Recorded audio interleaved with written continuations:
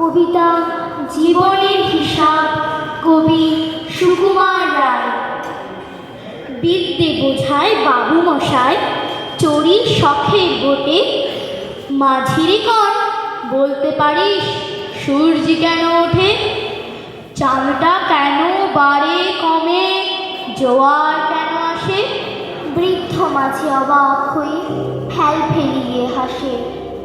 বাবু বলেন, সারা জনম মরলি রে তুই খাটি, জ্ঞান বিনা তোর জীবনটা যে চারি আনায় মাটি। খানিক বাদে কহেন বাবু, বল তো দেখি ভেবে, নদীর ধারা কেমনে আসে পাহাড় হতে নেবে?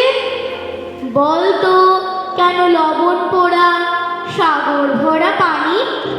মাঝি সে কয়, আরে মশাই অত কি আর জানি। বাবু বলেন, এই বয়সে জানিস রে ও তা কি? জীবনটা তো নেহাত খেলো, অষ্ট আনায় ফাঁকি। আবার ভেবে কহেন বাবু, বল তো রে বুড়ো, কেন এমন নীল দেখা যায় আকাশের ওই চূড়ো? বল তো দেখি সূর্য চাঁদে গ্রহণ লাগে কেন? বৃদ্ধ বলেন, আমায় কেন লজ্জা দিচ্ছেন হেন? বাবু বলে, বলবো কি আর, বলবো তোরে কি তা, দেখছি এখন জীবনটা তোর 12 আনায় বৃথা। খানিক বাদে ঝড় উঠেছে, ঢেউ উঠেছে ফুলে। বাবু দেখেন নৌকোখানি ডুবলো বুঝি দুলে।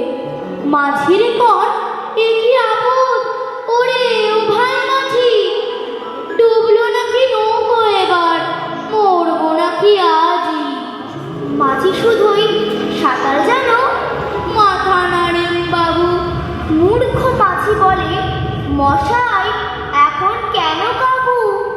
বাঁচলে শেষে আমার কথা শিশের পুর পিছে, তোমার দেখি জীবন খান